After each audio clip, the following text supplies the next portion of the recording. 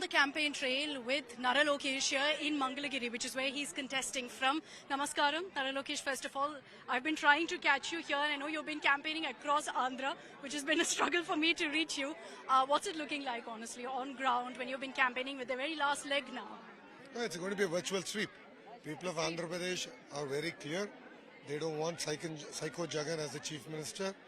They want, under the leadership of Mr. Naidu, Telugudesam Janasena Bharatiya Janata Party government to be formed. You know, the challenge is that largely urban pockets seem to be with the TDP, but where rural pockets are concerned because of Jagan's welfare schemes, is it a bit of a challenge? Not at all. I mean, you see the kind of turnout that we've had here in Mangalagiri. This is the rural pocket, right? So Jagan keeps saying that he pushed a button, but he pushes two buttons. The first button gives 10 rupees, the other button takes away 100 rupees. So he gave 10 rupees, but through taxes and other things, he's taken 100 rupees out of people's pocket. Current charges have gone up by 9 times. 9 times. RTG charges were revised by 3 times. So all prices have gone up, and people are struggling to make ends meet. So people are very clear that they don't want a button chief minister, but rather they would like to have a chief minister who can balance both welfare and development and take the state forward. Here, of course, you're seeing parliamentary and assembly elections happening simultaneously.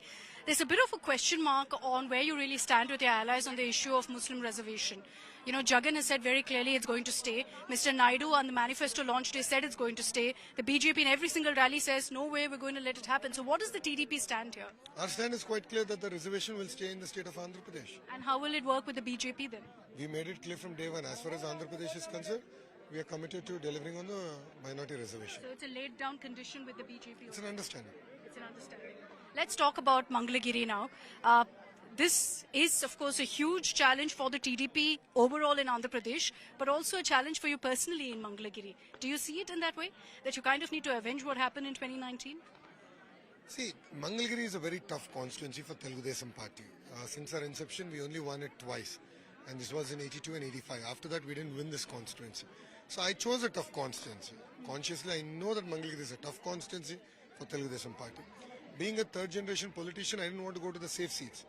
So I chose a tough seat. I lost in 2019 by 5,337 votes. And rest assured, put a zero next to it, I'm going to win it with that kind of majority. Because I've worked, I've committed to the people of Mangalagiri. For the last 4 years, 11 months and 20 days, I've been here, I've been working for them. They understand it. Look at the love and affection that they showed to me today. And it's a very small village, but look at the kind of turnout that we've had. But you're a sort of celebrity, right? I'm sure in 2019 when you came, it's the same fanfare. I see people coming, taking selfies with you. Not at all. See, 2019, I came 21 days before the elections. I was in a rush. I couldn't meet people. But this time, I gave the time. 4 years, 11 months I've been here. This is the village I visited 4th time. So I've been going back to all the villages, meeting with people, spending time with them.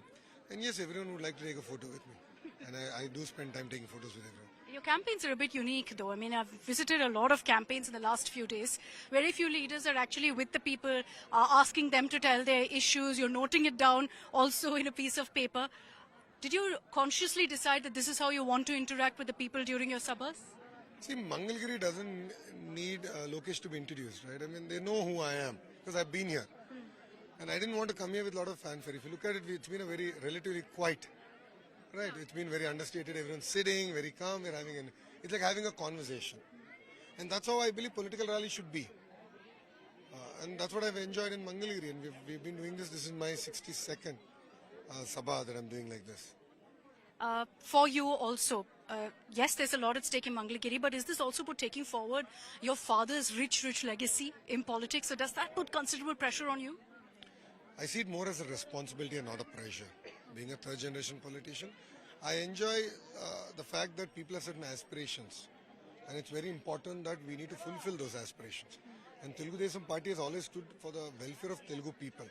So we don't know caste, we don't know religion, we don't know region. Wherever Telugu people are, they should be number one.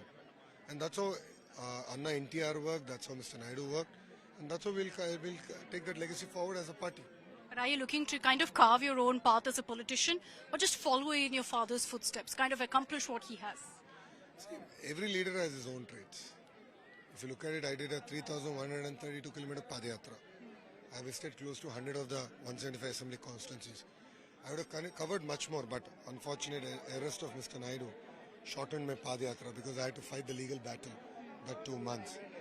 But I've committed to the people. I've gone not only in Mangalgiri, this is the exact format I followed across the state. I went back to the people, I've understood the problems.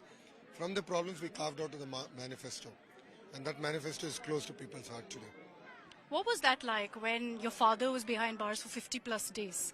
I'm sure that was very challenging emotionally also for a family, but you all rallied together at that time like never before, were out on the streets holding one dharna after another. Was it also kind of leadership test for you to kind of take over the reins, you and your mother leading the charge? See, more than a leadership test, I truly felt that the entire arrest was unfair.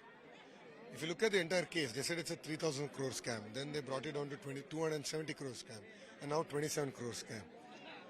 It's quite funny how the government is. And if you notice, the government's not even talking about it. See, Mr. Naidu has, as you said, a rich legacy. He's developed states. He's built capitals. He's built cities.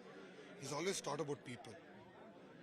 I mean, if there's something that Mr. Naidu should be guilty about, it's about doing good to society. He's done so much work. And he's always held the Indian flag wherever he's gone to. Any part of the world today recognize Mr. Naidu because of the work he's done. So on a trumped-up charges, a false case, he was sent to jail for 52 days. It just made our resolve a lot more stronger.